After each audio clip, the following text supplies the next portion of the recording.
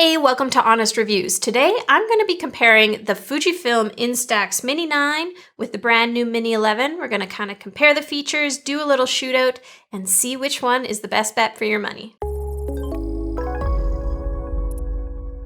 So, the Fujifilm Instax line of cameras are instant film cameras. We all know that, right? They take the shot on the film, 90 seconds later, it's developed. So, today we are comparing the Mini 9 and the Mini 11. These are the entry-level models. You can still get both of them. The Mini 11 is the newer version. So what we're going to look at today is what are the differences? Is it worth the upgrade? Or if you have a Mini 9, should you just stick with what you have? An important note, Mini 9, Mini 11, there wasn't a Mini 10. Not that I've ever seen. I think there might have been one in Japan or something. If you know that mystery, let me know in the comments. But in North America here, there was a Mini 9 and a Mini 11, and that's why we're comparing these two. So visually speaking, I mean, you can see the two cameras here. They're very, very similar. There's not a lot of difference in the design. There's some different colors. The Mini 9 has been around for a while now, and there are so many colors. And a lot of them you can't get anymore, so I kind of can't explain the colors to you. You have to look at either online on Amazon, and you will find links in the description below to both of these cameras and the film. Because this is an older model, you can't really get all the colors anymore, whereas this brand new version, there's purple, pink, white, blue, and gray, and they're all kind of like muted tones, so they're kind of more a pastel palette, but they look nice. They're a little more bubbly to my eye. You can see on the back here. It now has the big Instax on the back. Otherwise, you know, they're kind of the same. One thing with the Mini 11 that they've included are these shutter accessories. There's gems, and then there's also one that's glow in the dark. I'm not a fan. I don't like them. But they are in the new version. Maybe you like them. That's cool. This one so far is staying on. Some people have problems with these falling off. But otherwise, that's kind of really one of the only visual differences between the two. Price-wise, this is interesting. Currently on Amazon, from the best I can tell, you could grab a Mini 9 for about $62. And you can grab a Mini 11 for $69, but it actually was on sale for $59. So it kind of seems like price-wise in the States, these are around the same price right now. If you're just going to buy your first Instax camera, which one of these two should you pick? So let's keep going. Let's look at how they actually perform when they're doing their job and taking photos. And this is where things get interesting, because for the first time in a long while, there is an actual pretty substantial update to the Mini camera. It now has auto exposure. So here's what the Mini 9 needs to do in order to take a shot. You have like an exposure indicator here. You have to press on your shutter and you get an exposure light. And what that's telling you is where you have to set your exposure dial. So you twist this thing to line up with the light, and then you set your exposure. So if you were outdoor in full sun, this light would light up, and you'd spin that dial like that. And then it also has high key mode, which just makes things very bright on purpose. So you kind of have to read your exposure indicator, set your dial, and then you take a photo. With the new Mini 11, there's none of that. It just automatically sets your exposure without you doing anything. And there are pros and cons to that. The thing about that is, what if it doesn't get the right exposure? You have no opportunity to adjust, but maybe it does a better job, because with this one, what if you forget? What if you leave it on indoor mode and you step outside into full sun and you don't switch it? Then your photo will be totally overexposed. So pros and cons, what I decided to do was do a really, really quick little test shoot between the two in a couple of different situations in order to see how they perform. So the first test I did was an indoor shot, just with like room lights, because that's where you're using these a lot. You're in someone's home, at a party maybe, and you want to take a photo. How does it do indoors? That's kind of a tough situation. So here's what we have. So we have the Mini 11 over here and the Mini 9 here. And you can see there's actually quite a big difference here. So the Mini 9 was shot at the indoor house setting based on what the exposure indicator said. And then the Mini 11, we just shot it. We just didn't have to do anything.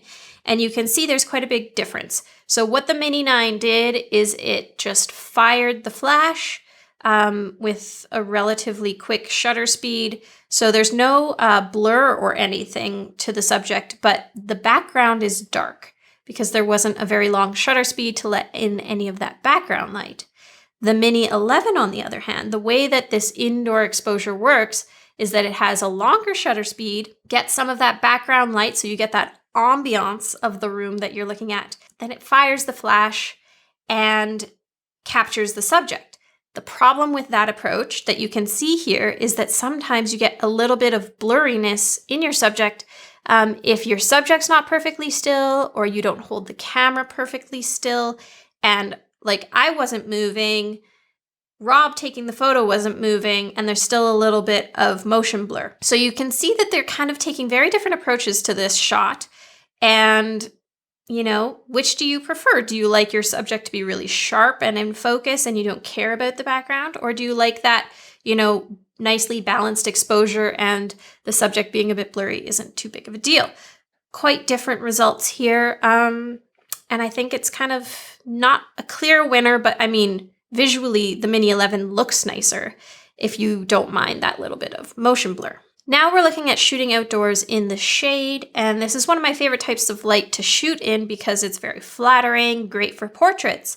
So I was interested to see how these cameras did.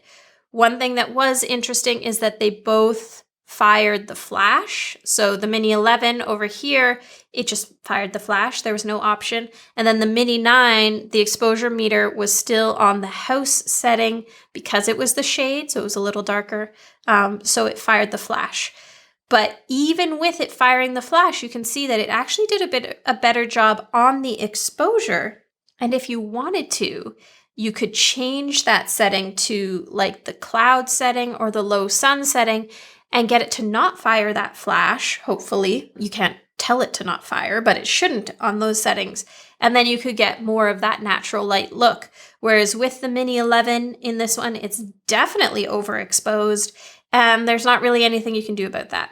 You can't change any settings, you can't retake the shot and get it less overexposed.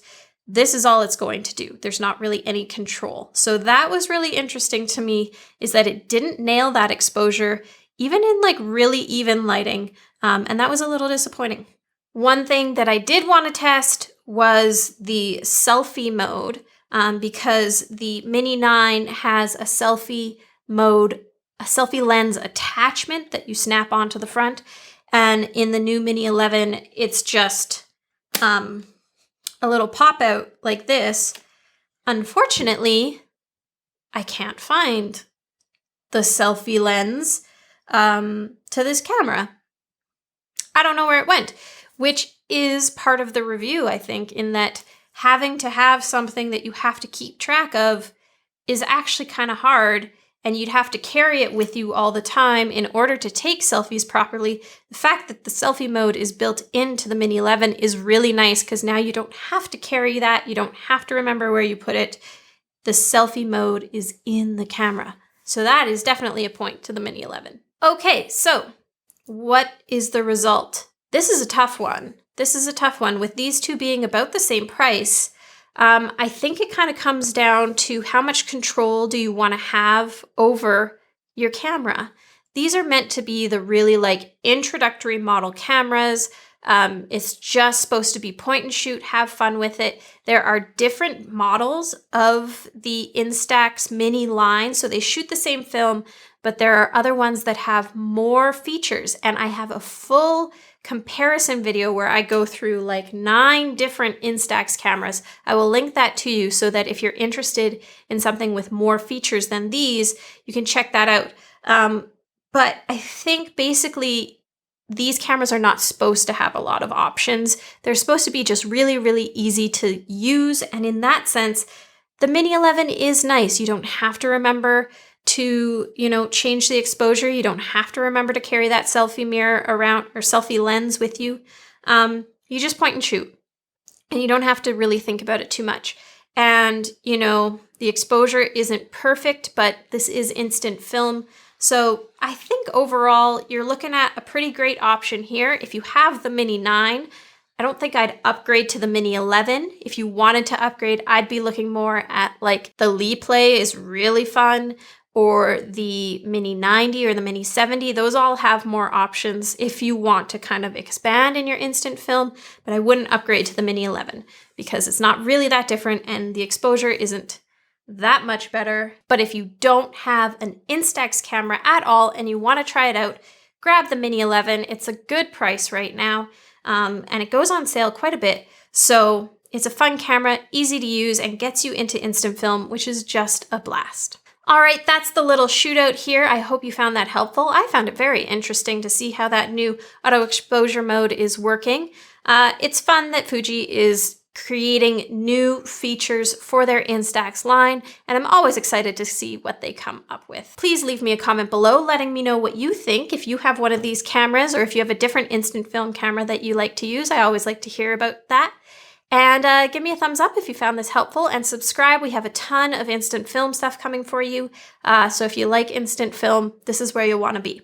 Thank you so much for watching, and I'll see you in the next video.